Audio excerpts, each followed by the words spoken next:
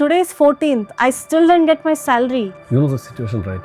I don't know that. And you know it's been so delayed. Why is it so delayed? I need it today. If not, I cannot continue it from tomorrow. Yeah, only this month, right? No. I cannot continue. Hello എന്തൊരു സാറേ?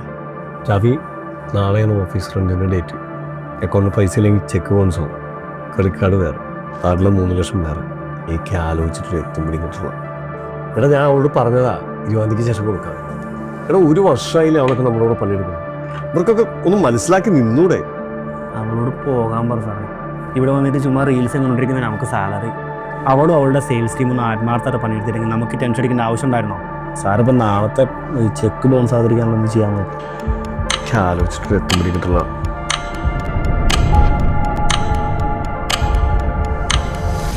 ഞാൻ ഇറങ്ങാം, നാളെ ഇറങ്ങാം. Okay, ശരി. By. ഇരിക്കടാ. അല്ല സാറേ, ഒറ്റ രാത്രി കൊണ്ട് എന്ത് മാറ്റം സംഭവിച്ചേ? ഇന്നലെ രാത്രി കൊണ്ട് വിഷമിച്ച പോയ ആള് ഇപ്പം ഇത്ര ഹാപ്പി ആയിട്ടിരിക്കുന്നു.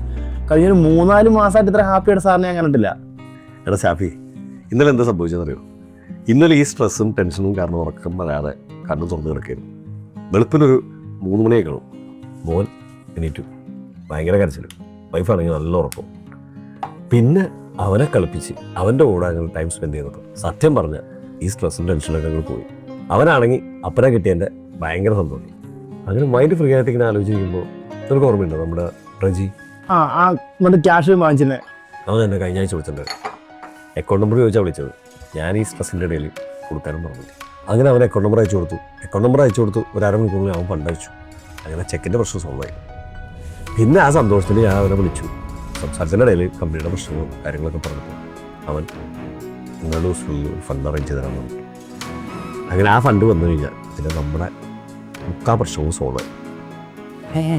റജിയുടെ ഫണ്ട് വന്ന സ്പോട്ടിൽ തന്നെ ഞാൻ അനിലയുടെ സാലറി കൊടുത്തു. അവർക്ക് മെസ്സേജ് വരും, നേരെ വയ്ക്കുക. അത് പൊളിച്ചു സാറേ. അല്ലെങ്കിൽ she don't deserve our company. ഈ സാറിൻ്റെ പ്രശ്നങ്ങളൊക്കെ ഒന്ന് മനസ്സിലാക്കി നമ്മുടെ കൂടെ വന്നിരുന്നെങ്കിൽ ഒരു വർഷം കൂടെയൊക്കെ സാലറി മേടിച്ച് നോക്കും മുന്നോട്ട് പോകത്തില്ലായിരുന്നോ? എടാ, എല്ലാവരും നിന്നോനാവില്ലോ. പിന്നെ എടാ, ഞാൻ നേരത്തെ പോട്ടാ. ഓഫീസൊന്നും നോക്കിയാൽ നീ മോനെ കൊണ്ടൊന്ന് പുറത്തൊന്നു. എടാ ഷാഫി, ഇന്നലെ ഒരു കാര്യം മനസ്സിലാക്കി. നമ്മൾ നമ്മുടെ ഫാമിലിക്ക് വേണ്ടി ടൈം ഇൻവെസ്റ്റ് ചെയ്തിട്ടുണ്ടല്ലോ. നമ്മുടെ കാര്യങ്ങളൊക്കെ അതിൻ്റെ വഴിക്ക് നടക്കുക. എടാ, ഈ മക്കളെന്ന് പറയണുണ്ടല്ലോ, അതൊരു വല്ലാത്തൊരു മാജിക്കാണ്. സാറിന് പുതിയ റിയലൈസേഷനാ? ചെന്നൈയിൽ പോയി പണിയുന്നു. ആടാ, ഹലോ സാറേ, എവിടെയാ? ഷാഫി, ഞാൻ പറഞ്ഞില്ലേ മോനെ കൊണ്ട് സർപ്രൈസ് കൊടുക്കണമെന്ന്. ഞാൻ അവനെ കൊണ്ട് പുറത്തേക്ക് ഇറങ്ങിയതാ. മറ്റേ ദുബായ് ചോക്ലേറ്റ് ആണോ? എന്താണ് എപ്പോഴും ദുബായ് ചോക്ലേറ്റ് മേടിച്ചു കൊടുക്കാൻ പറ്റുമോ? ഇതൊന്നുമല്ല. എടേ, നമ്മുടെ ഷാർജ മൊബൈലിലുള്ള ട്രഷർ കാസിൽ കിഡ്സിൻ്റെ ഒരു പ്ലേ ഏരിയ ആണ്. സൂപ്പറാണ്. അവനാകെ എക്സൈറ്റഡ് ആയിട്ടിരിക്കുന്നത്. എടാ ഷാഫി, ഇടയ്ക്ക് നമ്മൾ പിള്ളേരെ കൊണ്ട് ഇങ്ങനത്തെ സ്ഥലത്തൊക്കെ വരണം. എന്നാലും അവരുടെ മെൻ്റൽ ഹെൽത്ത് ബൂസ്റ്റ് ആവുള്ളൂ. അവൻ ഭയങ്കര ഹാപ്പി, ഞാനും ഹാപ്പി. പിന്നെ ചെറിയ പൈസ ഉള്ളൂന്നേ. പിന്നെ ഒരുപാട് ഓഫേഴ്സും ഉണ്ട്. എന്നാ ഒരു തനിക്ക് ഇറങ്ങണമല്ലോ. എന്നാൽ നിനക്ക് പറ്റൂല. ഇത് 12 വയസ്സ് താഴെയുള്ളവർക്ക് പറ്റുള്ളൂ. ശരി സാറേ, ഓക്കെ. എന്നാ നീ നാളത്തേക്കുള്ള മീറ്റിംഗ് സെറ്റ് ചെയ്യട്ടാ. ഓക്കെ, നാളെ കാണാം. ശരി.